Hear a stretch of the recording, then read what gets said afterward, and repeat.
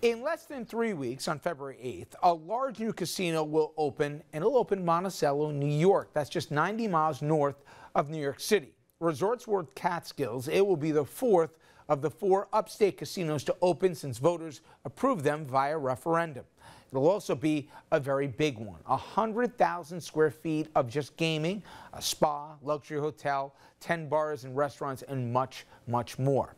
I'm joined now by Charles Degliomini. He's the Executive Vice President of Governmental Affairs and Corporate Communications at Empire Resorts.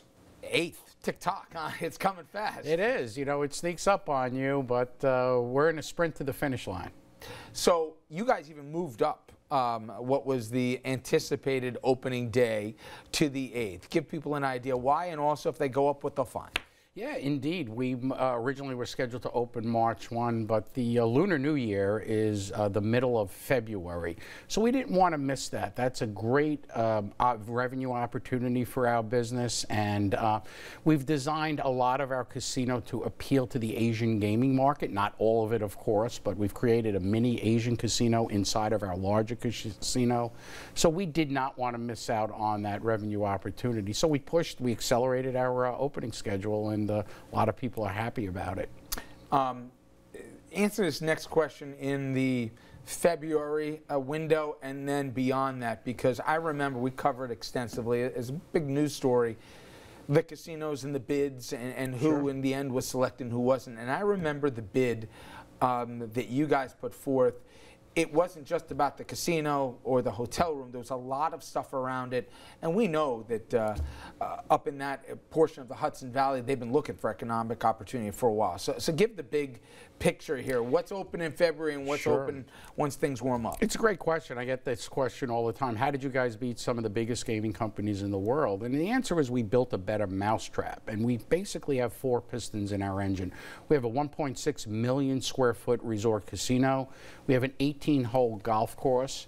We're going to have an indoor family water park that's going to have 100,000 square feet of indoor water park space, as well as over 350 hotel room keys there, as well as hiking trails, biking trails, zip lines, and also something we call an entertainment village, which is a building connected to our casino, but not physically a part of it.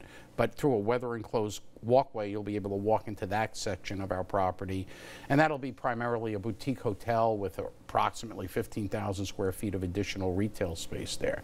So when you think about this, we have 4 pistons in the engine, making it an integrated resort complex, right? It's an integrated resort development, not just a dark casino with blinking neon signs in it. I mean, if you're a golfer like me, you got the Blue Monster too, which is, I know being restored here, but it was one of the preeminent golf courses way back when, and I know people are talking about that one. Listen, it wasn't that many years ago where you either had to go to Vegas or down to Atlantic City, and with the exception of those 2 places, you couldn't really gamble or go to a casino in America. Things have changed. People have said there's even been oversaturation of casinos. Fair point. And also, some of the ones that have opened in New York haven't opened to great success as of yet, and I know the jury's out, it's premature. Why is this different? And in a marketplace like this, where there's so much competition for that same customer, why are they going to go to Monticello? You know, Resorts World Catskills is different from the casinos that you're describing, and it's different in this way. It is not a regional casino. We have the ability, we looked at best practices from Macau and Las Vegas, and we're able to, we study those. We have villas, right? We have garden suites. We have penthouse levels. We have an entire deck that's just devoted to private gaming. We call them private gaming salons. So if you're a Baccarat player playing Baccarat at $30,000 a hand, you have a curated experience in our private gaming salon. Are we going to compete against the regional casinos? Sure, for the mass market business. But we're also stratifying ourselves against the competition with these very high-end amenities, these level of service that really is not seen here on the East Coast. But you don't have to be a whale or a super high roller to go, right? Absolutely not. If you want to come and you have a small pocket and wallet to spend, sure. I mean, that's everybody. It's welcome. But to answer your question about how are we different than the casinos that perhaps are doing a good job but underperforming, that's how we stratify ourselves against that kind of business. We're beyond that.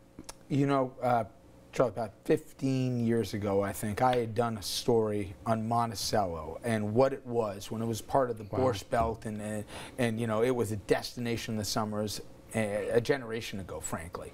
And the boarded up Main Street, and really young people leaving in droves to get out. Now, I know your operation isn't a charity, it wasn't set up to do that, but nonetheless, you were telling me you had 1,000 new hires that were going in there. I got to imagine the county's doing everything it can to make sure this thing works. You know, we've had amazing support from Sullivan County. I think it was one of the reasons why we initially won the casino license, and for that we're very thankful. But yeah, it's actually humbling to me.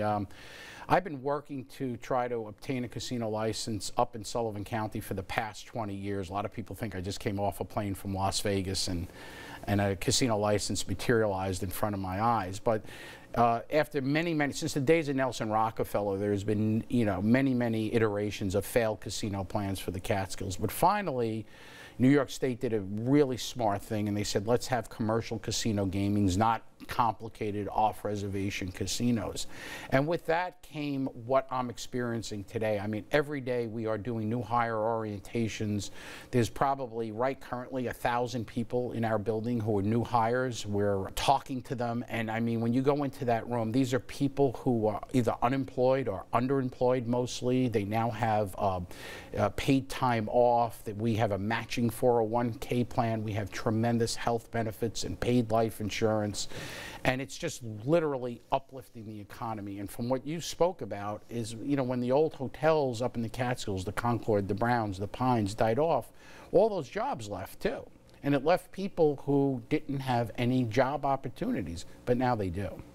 Well, the date again, February 8th, and it is fast approaching. I know you're swamped. I appreciate you coming down here. And listen, just as somebody who has seen what Monticello has gone through for the better part of 2 decades in that area, it needs something. And I certainly hope this is a big part of its comeback. Thank you so much. It's a pleasure to be here. We wish you the best of luck. And when we come back, we'll have some more local headlines, so please stay with us.